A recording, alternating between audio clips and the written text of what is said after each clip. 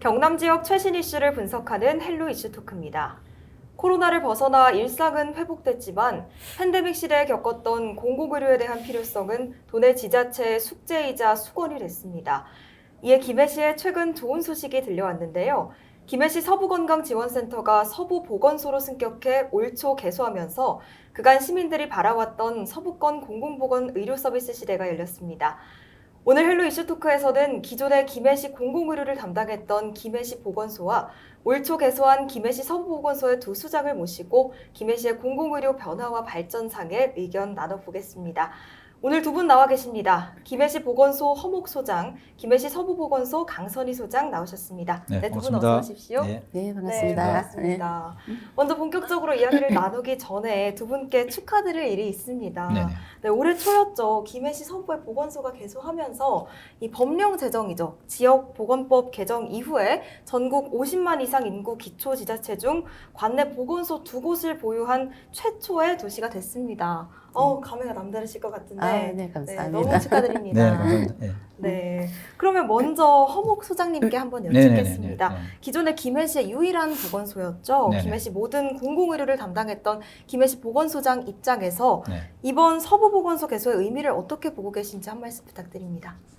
사실 그동안에 김해시 보건소가 이제 김해 인구 규모가 굉장히 빠른 속도로 증가해 왔기 때문에 그동안 최선을 다해왔지만 늘어난 행정 수요라든지 또 코로나 같은 그 감염병 위기라든지 또 우리 동서 간의 건강 격차 이런 부분들이 이제 등장하면서 또 우리 시장님 결심하에 새로운 보건소를 만들게 되었습니다. 그래서 아마 서부 보건소를 개소하게 되면 이제 서부 지역, 특히 장유나 유라 우리 진영 쪽에 계신 분들은 공공의료 보건의료 서비스에 대한 접근성이 높아질 거고, 또 우리 보건소가 2개 있다 보니까 지역 주민들에 대한 보건 서비스 질도 높아질 가능성이 많고요.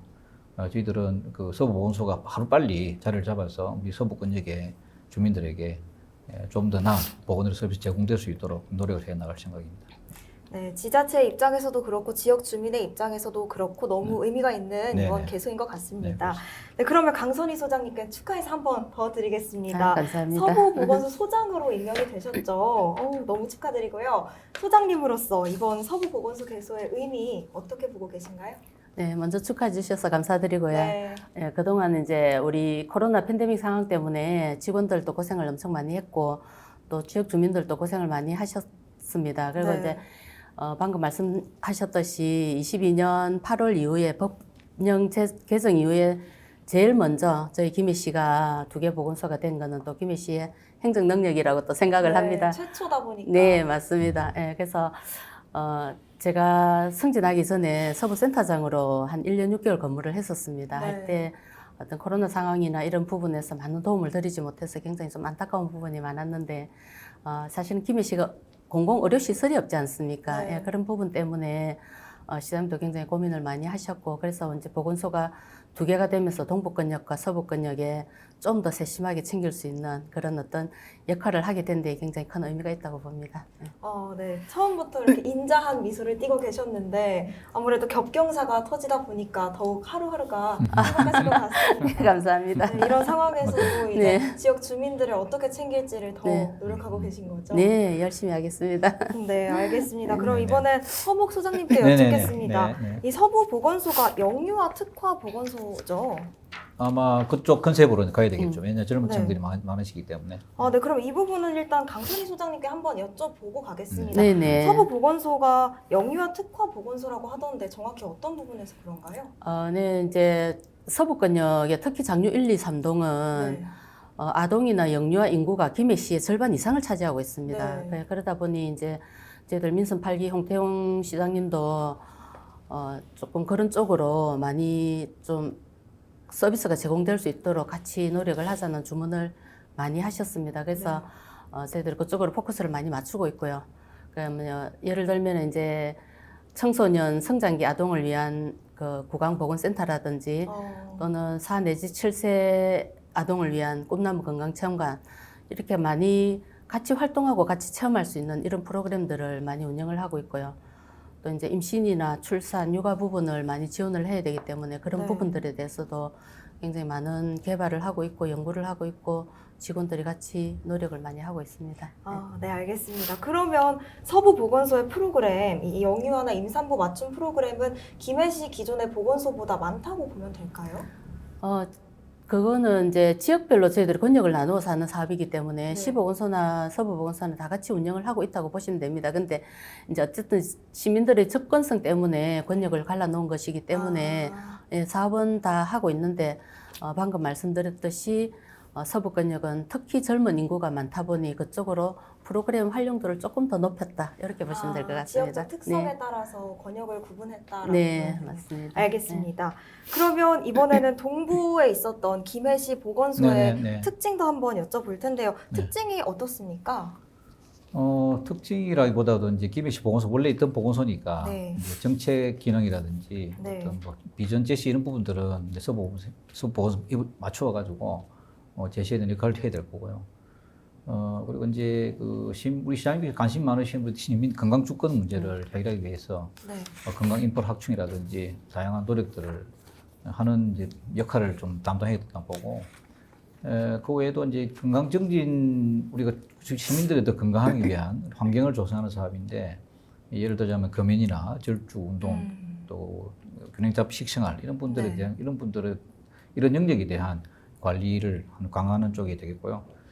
아마 우리 또 김해시 보건소에서 이제 이 원도심에 가깝다 보니까 네. 외국인이나 다문화 이런 부분에도 관심을 가지고 정책을 아마 펼쳐 나가게 되면 아마 서부는 이제 임산부나 영유아 쪽에 좀 특화를 시키고 우리 이제 김해시 보건소는 기존 하던 역할 더해서 네. 그동안 챙겨보지 못했던 그런 부분까지 좀 챙겨보면 또 시너지 효과가 나지 않을까 생각하고 있습니다.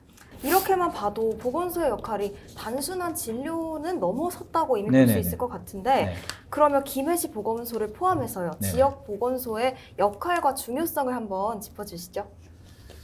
사실은 병원이 많으면 건강해질 것 같아도 네. 이제 공공의료 기관이 어느 정도 있느냐 역할을 하느냐에 따라서 주민들의 건강 수준이 달라지거든요. 그래서 네. 제가 이제 저도 오랜 공직 생활의 경험을 갖고 있습니다만 보건소가 이제 가장 중요한 역할이 그 지역의 이제 건강의 컨트롤 타워 역할을 해야 된다. 그래서 지역 자원들하고 같이 협업해서 네. 그 지역 주민들 건강을 어떻게 향상시킬 건지 고민을 해야 되는 부분이 있고요.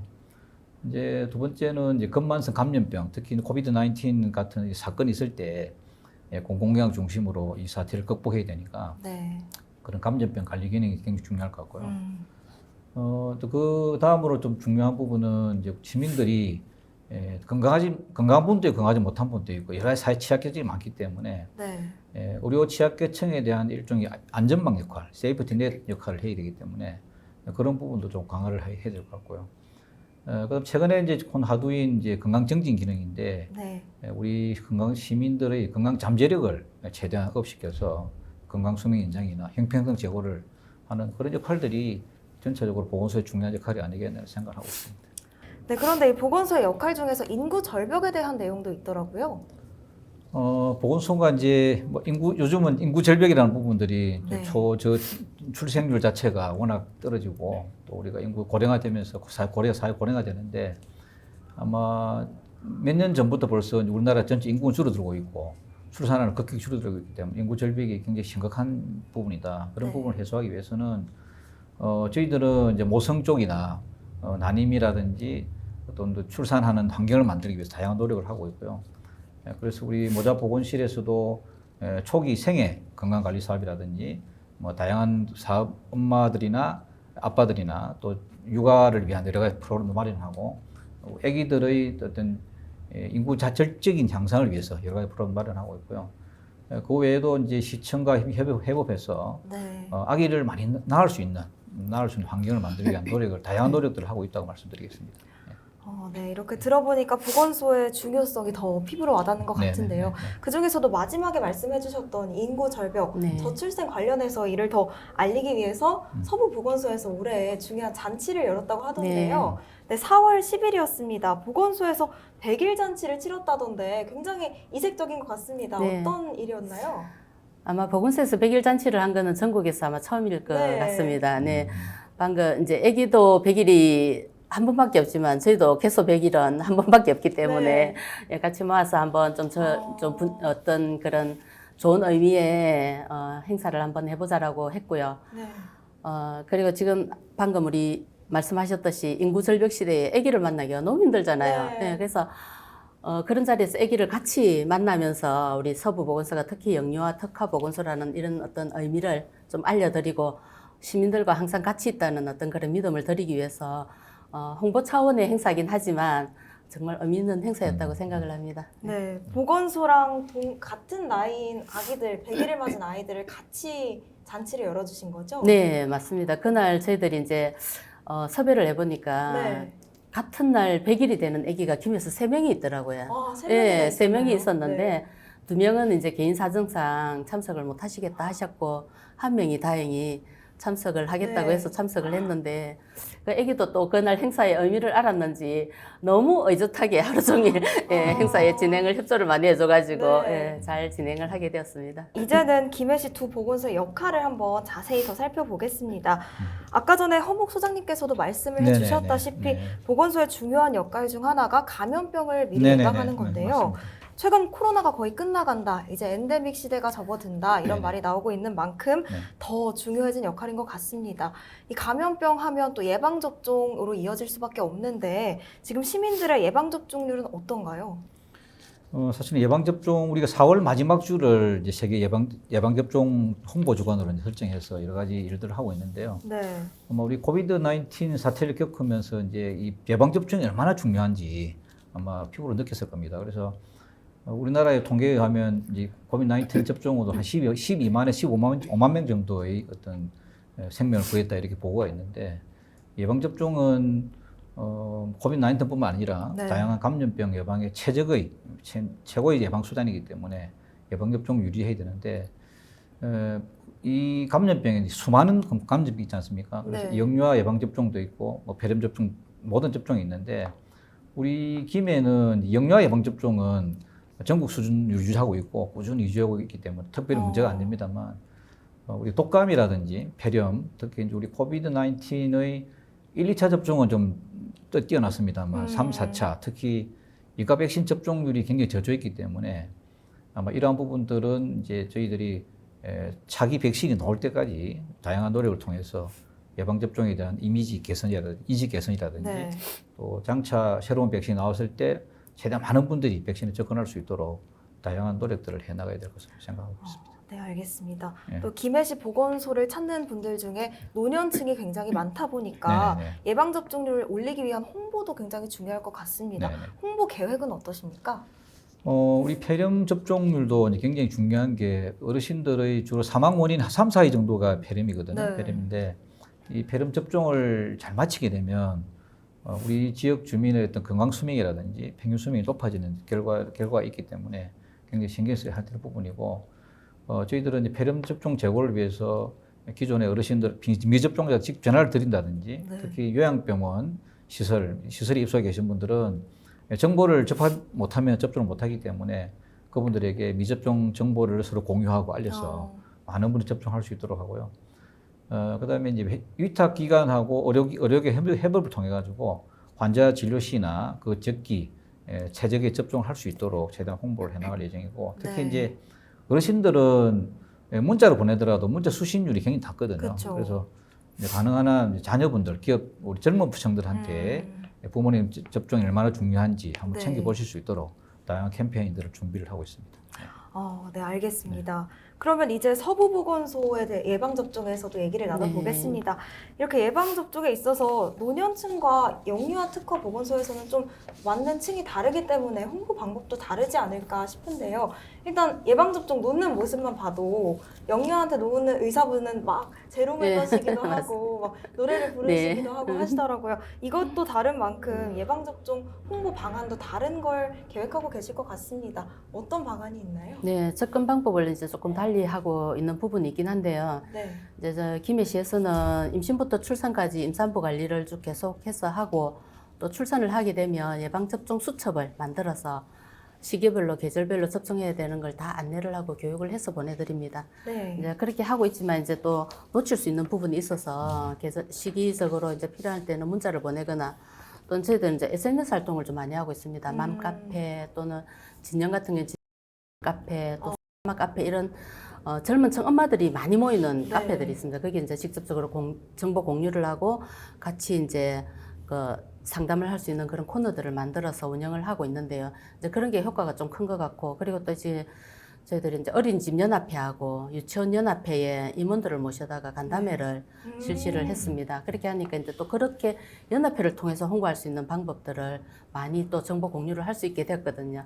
그래서 네. 이제 그렇게 지금 이제 서로 정보 공유를 하면서 홍보할 수 있는 방법들을 많이 연구를 하고 있고, 또 이제 간담회를 하다 보니 이제 그 연합회 임원들이 영유아 같은 경우에는 접종에 대한 이제 부담이나 불안감이 많으니 네. 그런 걸 해소할 수 있도록 어떤 놀이를 통한 체험 활동을 좀 할 수 있는 거를 해주시면 좋겠다 하더라고요. 네. 그래서 이제 저희들이 그거를 의견을 듣고, 이번 주가 세계 예방접종 주간이기 때문에 네. 저희들이 영유아나 유치원 애기들이 와서 직접 의사나 자기가 간호사가 되어서 활동할 수 있는 놀이 체험을 준비를 했습니다. 그래서 지금 진행을 하고 있고요.